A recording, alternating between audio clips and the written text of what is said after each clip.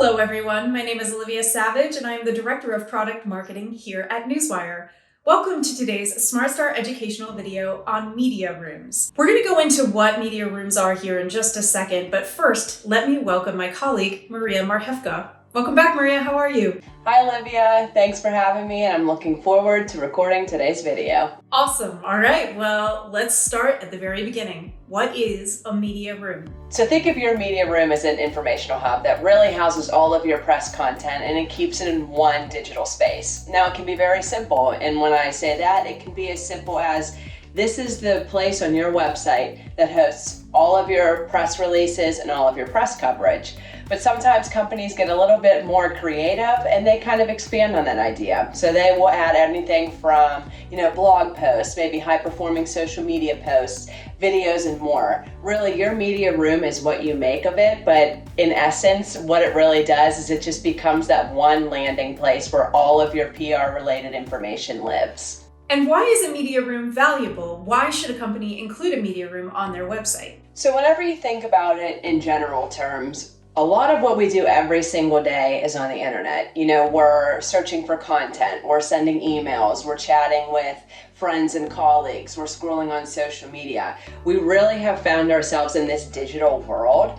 And for companies that want to create, that central hub for that information and to make it easier for people to understand, the kind of traction they've gotten in the news, a media room is the perfect place to do that. And since our attention is fixed on the digital world, the same notion applies to journalists, editors, reporters, you name it. They're doing their research online to get some more information to hopefully build a story. And you want to create a level of convenience for them especially that puts everything in one place so that they can kind of see where you've come from, where you're at right now, and where you're going. And that is what your media room can do for you. It can really help you articulate your message to consumers as well as journalists. And when the journalists understand what you're trying to do and the value that you provide, the more likely they will be to work with you and get you those earned media mentions that are super valuable for any company. That makes sense. And another thing to keep in the back of your minds is that the more links that you have to your website, the more likely you are to have improvements in your SEO. So there are technical benefits as well, which we'll get into in just a second. But first, let's kind of talk about the nuts and bolts of actually creating a media room. For a company who wants to build one or wants to revamp one that they already have in place, what should they keep in mind? So an online media room, like I said before, it can be used in a variety of ways to promote and host content. So the first tip that I would provide would be to really focus on your earned media mentions. If you're looking to highlight those features and those mentions in articles or publications that you've received, this is where your media room is going to come into play, because this is showing that your brand is receiving attention from outside sources, and that kind of builds that credibility and validates your position in the market. You can then use the media room to house all of this information and the compelling press releases that you've created and the earned media mentions that your businesses has earned. This is a great starting off point. This is kind of like the basic information that you can include in your media room. The second tip that I would give you is to treat your media room like an asset database. And sometimes keeping it simple is the best way to go about managing content. In this approach, a company can include every piece of relevant content that they've either produced or that they have earned from media mentions in the media room.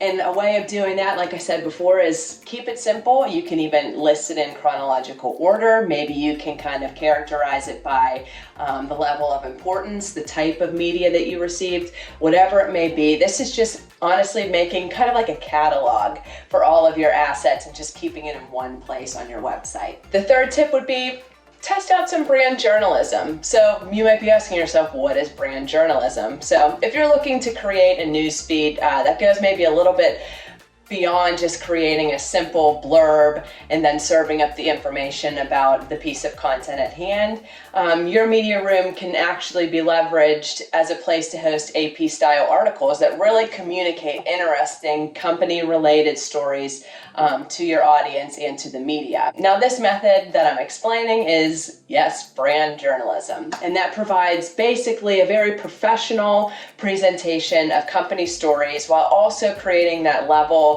of convenience and interest that's slightly more engaging than just kind of saying, hey, here's a press release we wrote. Hey, here's an earned media mention. It kind of just adds your voice and your tone and shows that you went a little bit of the extra mile to make it an interesting place for your audience to land.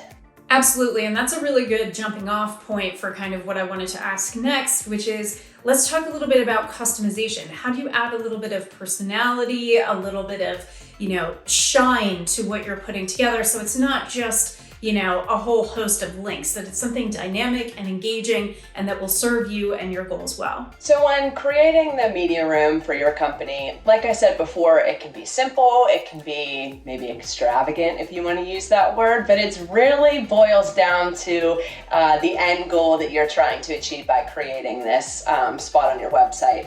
So customization is commonplace.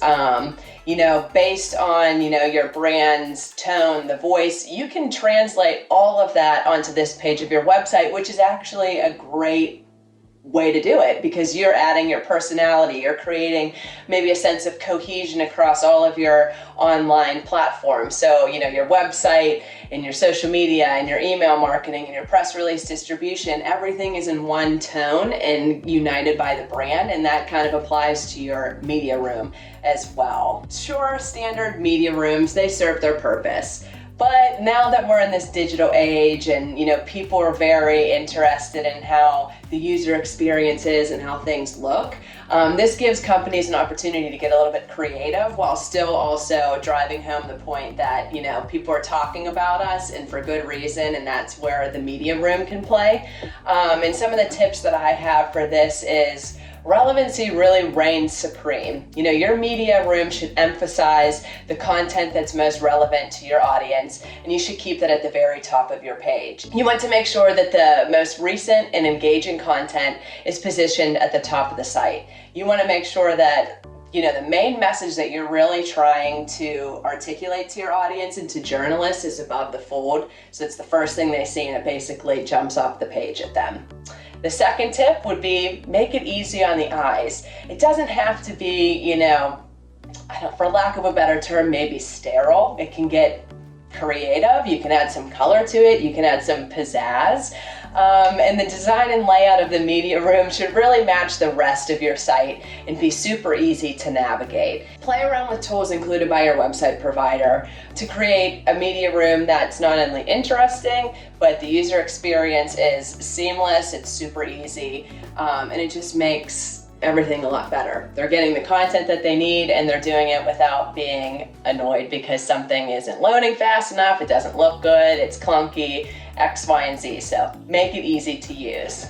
Finally, and that kind of ties into the last point that I have for you, is you want to make sure that it's working as planned. So you want to avoid slow to load assets, low quality pictures and videos, and also broken links. These errors can hurt your reputation and they can kind of, put a dark cloud over your media room, because if someone goes there and they have a bad experience once, the odds of them kind of going back for more are slim to none. So you always just want to keep, your thumb on the pulse of your media room, making sure that everything looks good, everything functions properly. There's no, weird redirects or broken links or things of that nature. You just really want to make sure that your media room is serving its purpose and it's giving, your audience and editors, reporters, all these publications, the information that they need in an easy to use manner. Hopefully this gives you some great ideas on how to put together and then leverage a media room for your website. If you have any questions about the mechanics of accomplishing this, or you'd like some advice, feel free to drop a comment below. You can connect with us on social media, or you can visit our website,